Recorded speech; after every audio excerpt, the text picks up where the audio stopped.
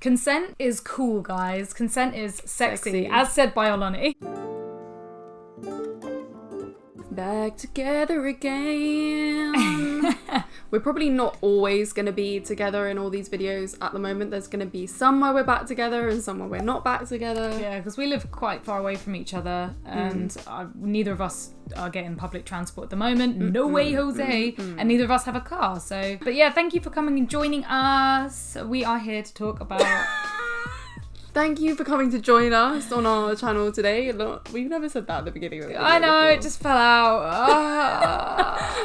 It's because we were wanting to talk about something serious. Yeah, and because I feel like thank you for actually clicking on this video and actually wanting to learn, because that's a real positive step for the future. Yeah. So we're talking about consent. Basically, we're not really taught about consent properly in sex education, like throughout our lives in education at school in general. Like no one ever talks to us about consent, and that needs to change. And it has come out more recently in the media. What made us do this video is Florence and I watched a show on the BBC called I May Destroy You, which was amazing. We highly recommend you watching it. But we learnt some things during that show that we had never even heard of before, that we didn't even realise, and we were shocked. I'm 30 this year. You're 29 this year. Well, I'm already 29, but like I've gone through my birthday this year.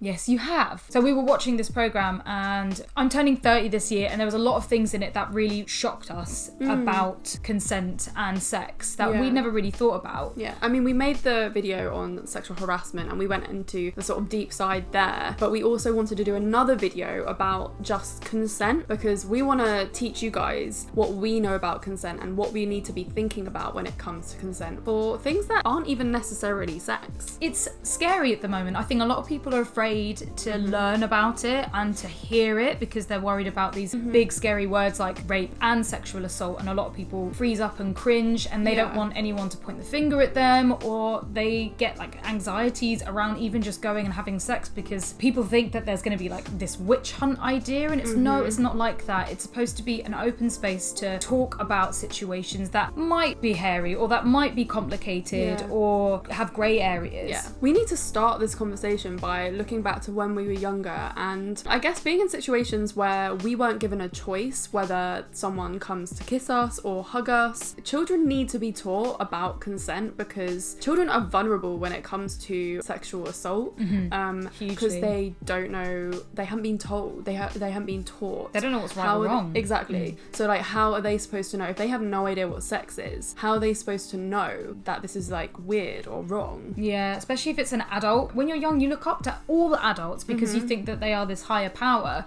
So if an adult is doing something to you that you are like, oh, this must be okay because it's an adult doing it to me, when you're really just very confused. Yeah. So kids need to be taught that they are in control of their own bodies, and they don't have to do anything that they don't want to do. They're allowed to say, no, I'm not comfortable with that. So this probably just starts with a conversation with parents, with their kids, saying, oh, is it okay that I'm hugging you now? Or like, is it okay that I kiss you on the cheek? Or it's okay, like, do you mind daddy putting you up on his shoulders? And like, just having the option to say no. Yeah, like I'm not down for that. Yeah. No, Mum? I mean, most likely they're gonna be like, yes, of course, I love cuddles. But they'll then know that they are able to say, no, actually today I don't feel like a cuddle. It normalizes it. So if when they're older in situations that can be a bit scary or maybe sexually related, they can go like, hey, I'm actually not okay with it, because they've been brought up with that. Exactly. Because sometimes it's uncomfortable when grandma comes over and gives you a massive kiss and you're like, ugh, get off me, grandma, no. And you're allowed to say no, and just because they're your family member doesn't mean you have to put up with that or take it. And I think we don't know this, like no one ever told me that. And then this goes on into our teenage years. There's a lot of peer pressure when you're a teenager. All your friends drinking or starting to take drugs, or even like getting pressured into starting sexual situations, like kissing a boy, like, oh, you haven't kissed a boy yet, like like what? House parties, having sex, like you spin the bottle, everything like that. Oh yeah, there's so many scenes in like American TV shows where it's like 7 minutes in heaven, my god, and two kids that like don't like each other end up in a cupboard together and they're like always sitting there like expecting to do something. What do I do? And really, you should be able to say to your friends of all people, like, I actually don't want to go in that cupboard. I'm not down for that.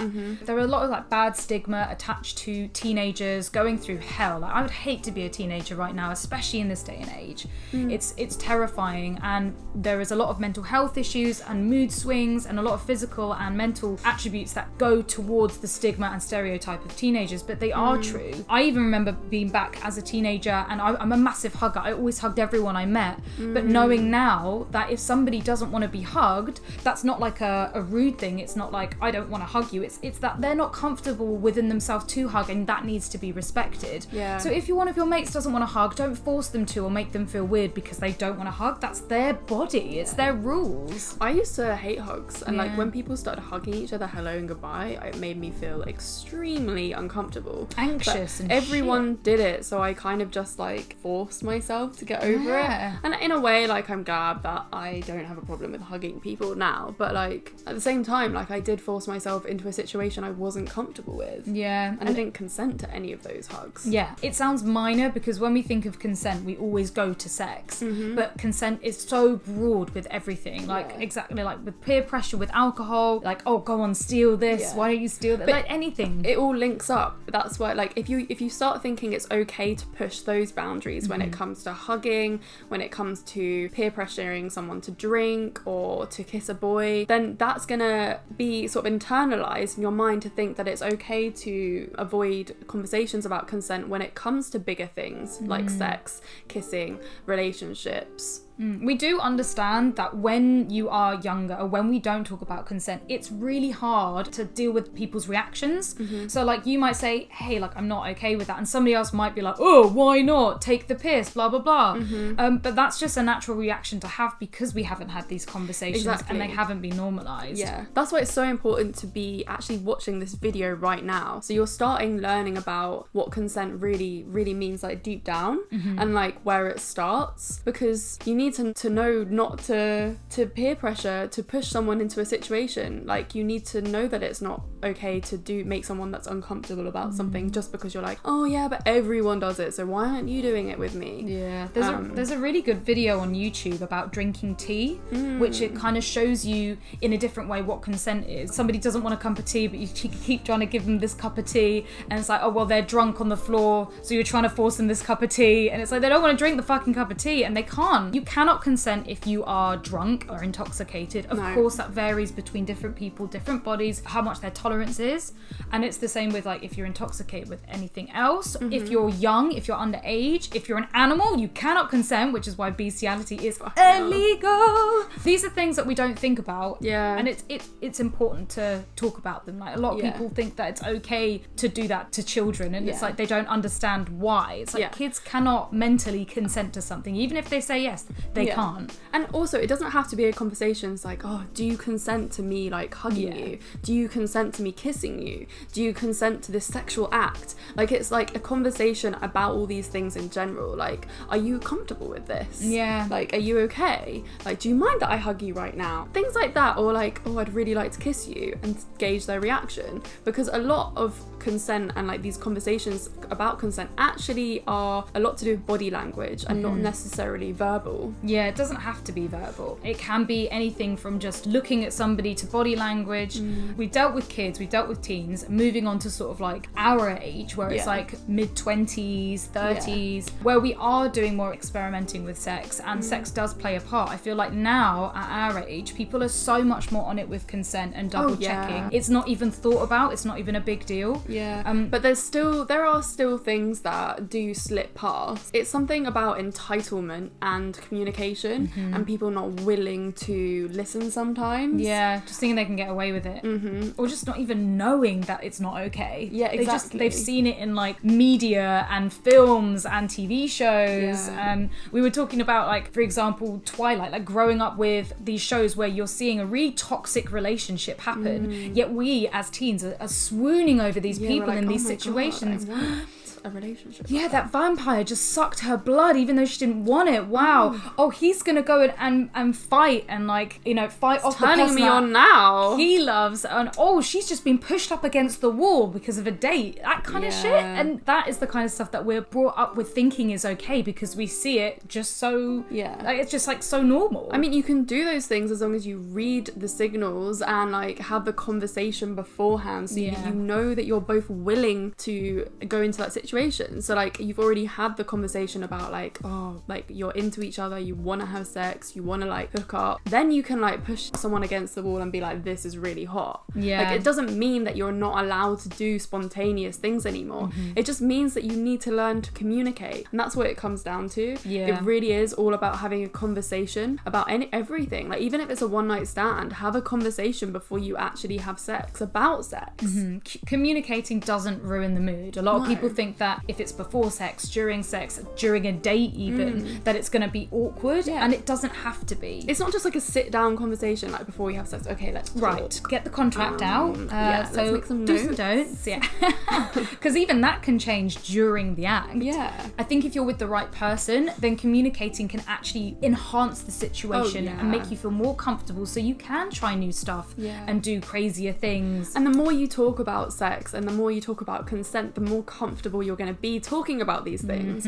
So just start now, basically. Start the conversations now, and that could be something really small, just like asking what someone's into, or talking about the sex that you just had, or just like, I don't know, talking about kinks, even just talking about past relationships, past sexual situations. Like, have you ever had anything that's really bad happen to you? What was your best sexual situation? Just talking, like hearing each other's stories, their lives. Then that sort of leads you into just communicating more openly and easier, flowy, and everything about sex and consent. And we are all for communicating, not just at the start, but all the way through. Even with somebody that you know so well, you could be with your partner for years and years and years, and it's still important to check in and see if they're okay with what you're doing, with how things go, because that just builds up such a stronger relationship. You're not going to stay the same person, and some days you might be really horny and really up for whatever, but then other days you might be like really not okay for stuff. So it's important to just not have the responsibility on yourself to say, hey, I don't really want to do this right now, but also to check in with your partners or with your friendships or relationships and say, do you mind it when I do this? Do you like it when we do that? Like, do you like me doing this to you? Let's start the conversation about consent today. Ask your friends, talk to your friends and family, whoever you're in a relationship with. Let's start talking about consent. If you're not getting a positive response, pick up on it and ask. Exactly. Well, I hope you found this video useful, and if you did, give it a huge thumbs up and subscribe to our channel if you haven't already. There's going to be lots of more useful information. All right, brown nose. I can feel it right in my bumhole. Oh, wait, I did not consent to that. So please, guys, fill out the comment section below if you've had any issues with consent. If you know something that we haven't discussed in here that you want to just get off your chest. It is so important for you guys to learn from each other because you're all incredible. And follow us on Instagram, Come Curious, as well as our personals, Reed Amber X and Florence Bark. And our podcast, Fucks Given, where we talk to loads of different people all about sex and open up the conversation about sex for everyone. Yeah. Consent is cool, guys. Consent is sexy. As said by Olani. Yeah. We love you, Olani. Okay, everyone. We'll see you soon. See you soon. Bye. Bye. Toodles. Toodles.